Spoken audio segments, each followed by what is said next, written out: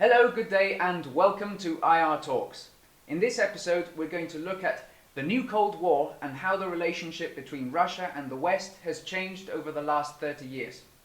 Our guest for today is Kiril Kravchenko, who is a master in international relations and specializes in the new Cold War. Kiril, it's a pleasure to have you here today. It's a pleasure to be here. Thank you. Right, so going back 30 years to the end of the Cold War, what were the attitudes of Russia and the United States vis-à-vis each other? Well, as we know, the thing that characterized the Cold War in general was the relationship between the Soviet Union and the US. And it definitely was not the warmest relationship at any point in time. Mm-hmm.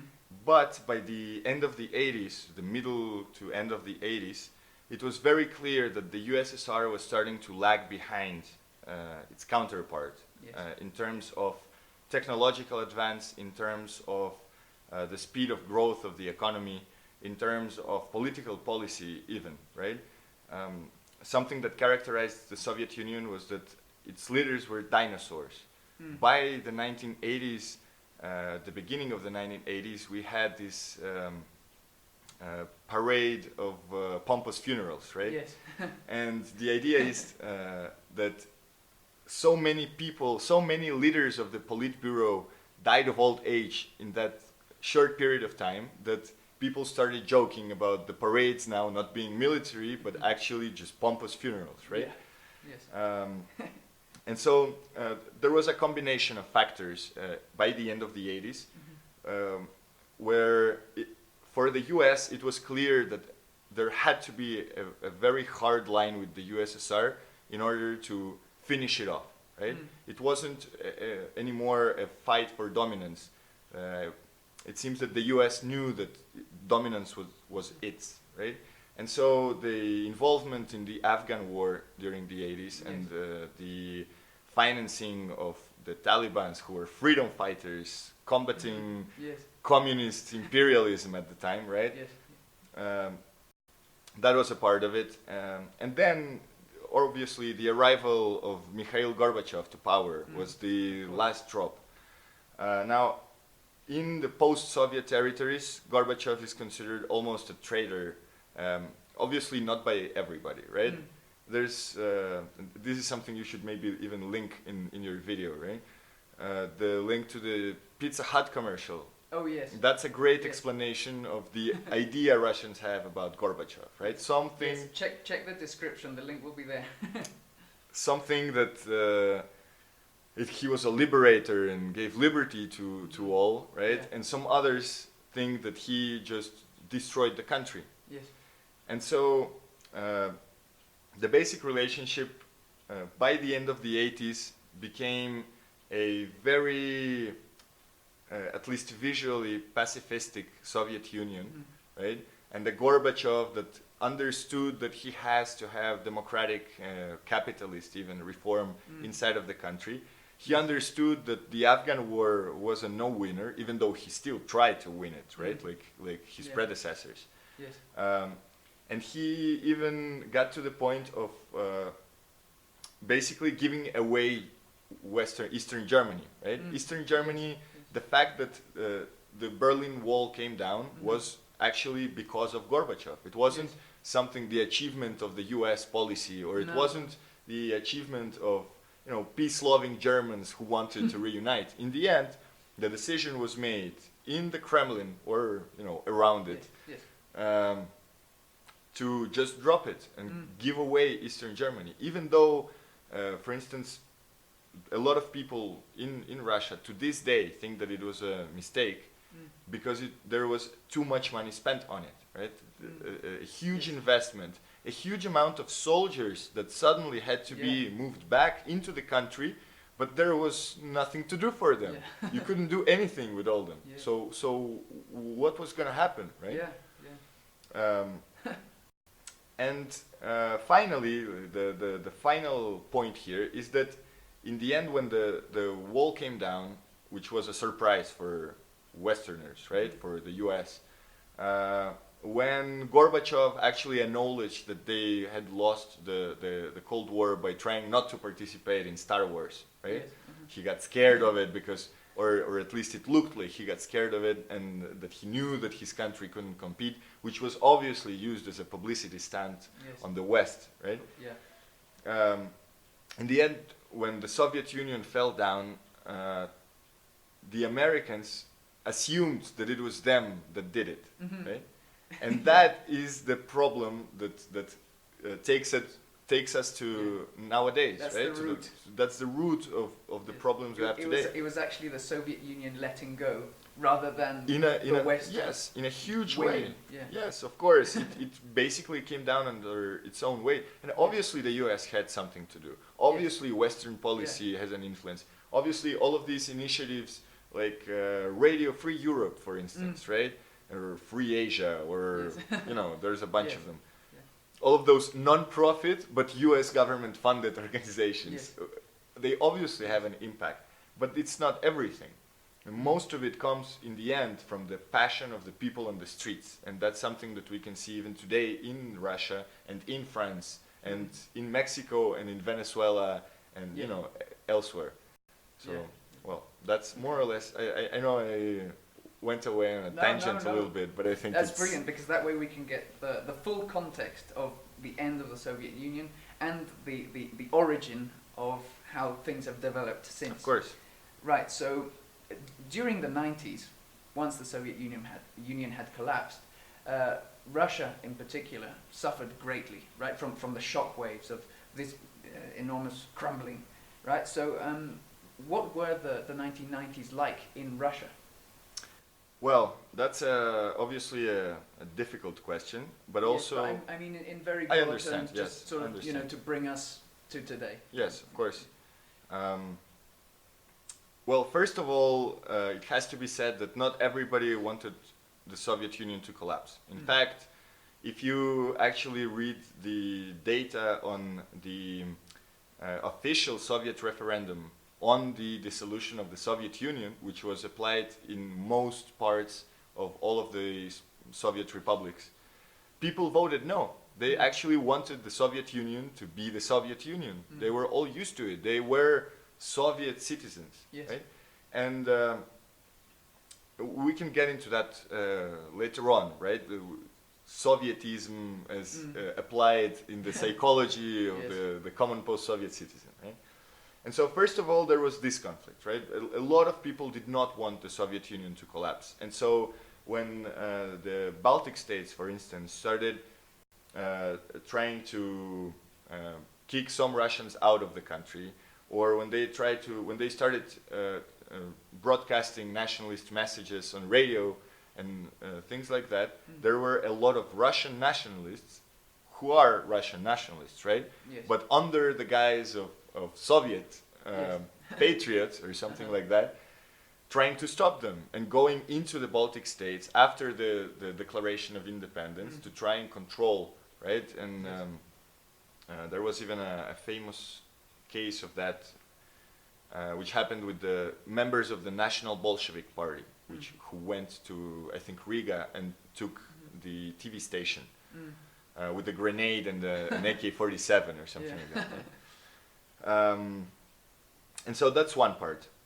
Something else that has to be mentioned about the 90s that is still repeated today, right, and is still talked about today, and we'll get to that, right, but the current regime in Russia actually uses this as sort of a horror story about the 90s. Like, remember the 90s? We don't want to get there again, so let us be in power because we took you out of the 90s, right? And this is the privatization during the time, the shock therapy.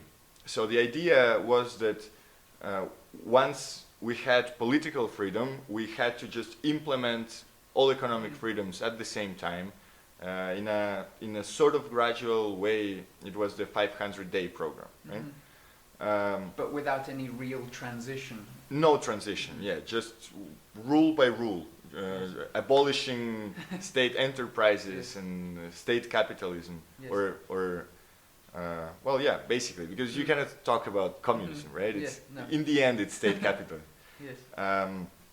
And so in the way in which this was done, there appeared a bunch of oligarchs, which we now call oligarchs, right? Who had some friends in some specific areas, or they had enough money to pay off some general, so that the general becomes his friend, right? Yes.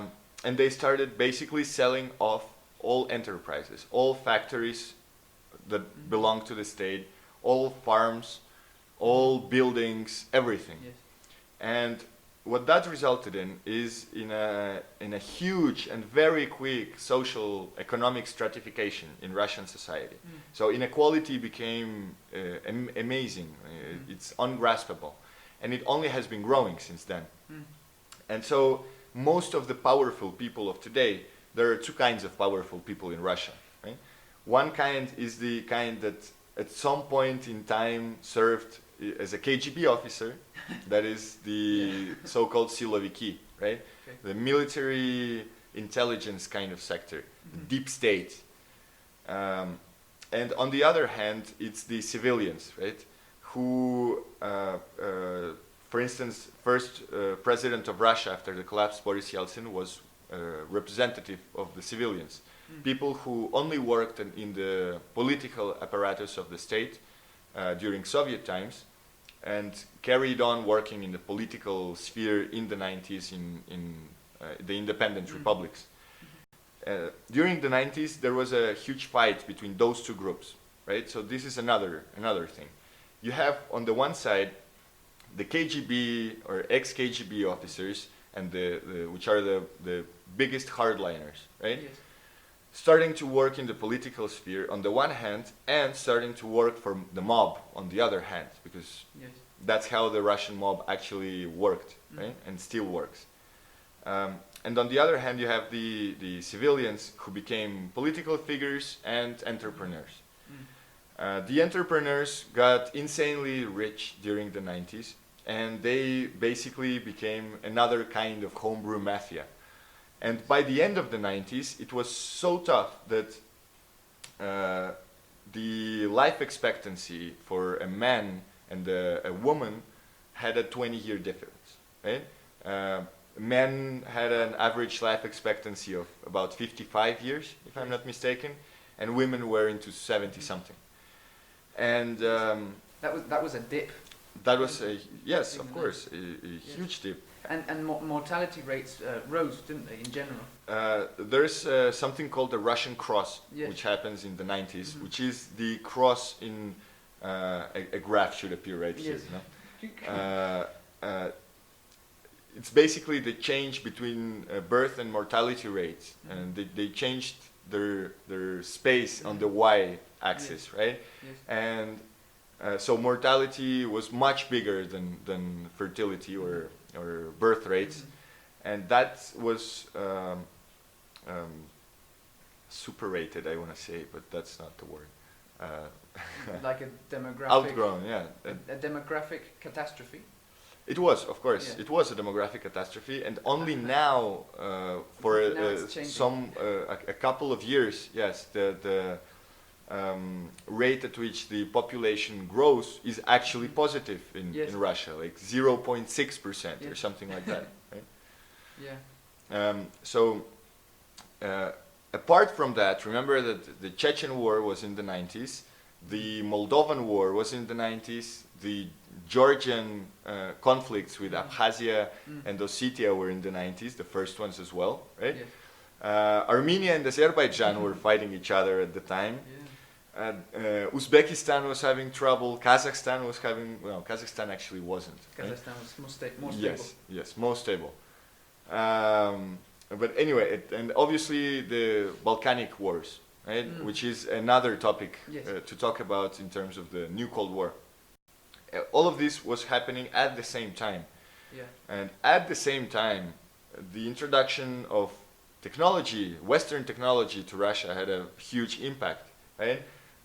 Russian cars were, well, they still are considered the bad buyer's decision, right? Yeah. But now at least there are actual patriots who actually buy Russian vehicles because they are patriots. Yes. That didn't happen in the 90s. No.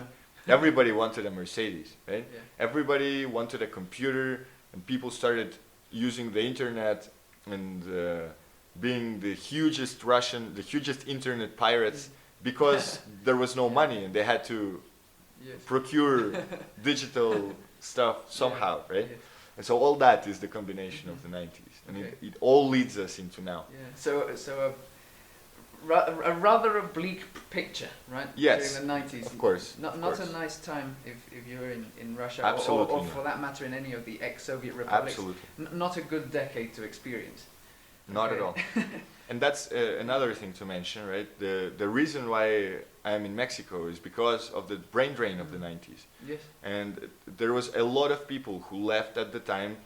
They weren't thinking where they want to live. They were just looking for the possibility to escape, and that was it, right? And that's what happened as well in all of those countries. Yes. Okay, and at the end of the are they sometimes nicknamed the wild 90s? Or Yes, something like that. It's something, in Russian it would be bravые 90. Okay. So it's something like brave, but not in Yeah, the not English in the English sense. Yes. Like in the Los bravos 90, yes, maybe something in The Spanish. romance sense. Yes. The romance languages. Yes, Yeah. something Okay. like that. Okay, so kind of wild. Wild, wild sounds so good. anyway, at the end of the wild 90s, Putin comes to power, and going back to attitudes towards the West and all that, what was Putin's initial attitude towards the West at the time when he came to power at the turn of the millennium? Well, first of all, as everybody already knows, Putin was a KGB officer. And once a KGB officer, always a KGB officer. There's no way to escape that, right?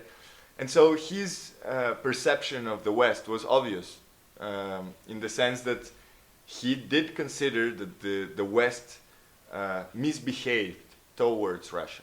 We got to remember that the idea that the Yeltsin government had during the 90s about its own place in the world, in world affairs, is still a superpower, right? So yes, we collapsed.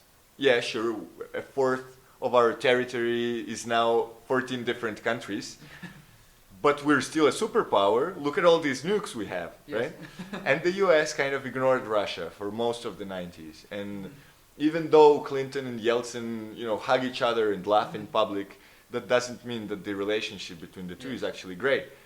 And so by the end of the 90s, after this catastrophical decade, obviously the sensation in Russia was that after all the promises of a free capitalist society, and after the American dream, or the attempt at making an American-Russian dream in Russia, right?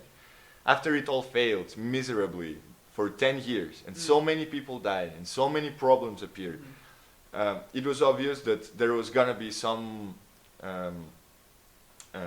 resentment towards the US and the Western world in general, right?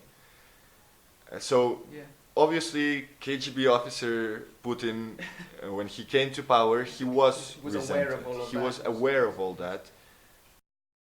Putin, the KGB officer, on the one hand, right, and on the other hand, Putin, the president of free Russia. And so, if during the 90s with Yeltsin, the idea of the Russian state, as I mentioned, was to still be considered a superpower, with Putin, this kind of changed, and Putin accepted part of the problems, right, that Russia had at the time. And so the idea became, okay, let's collaborate and be friends even more, so that eventually you can trust us, and then maybe it would be good marketing for you or something to accept us as a superpower, right? Unfortunately, of course, that, as we know, didn't happen quite the way they wanted it, right? Russia is considered now a superpower, but for the wrong reasons again, right? Even though at the beginning, when Putin only arrived to power, he actually actively sought out cooperation with the US.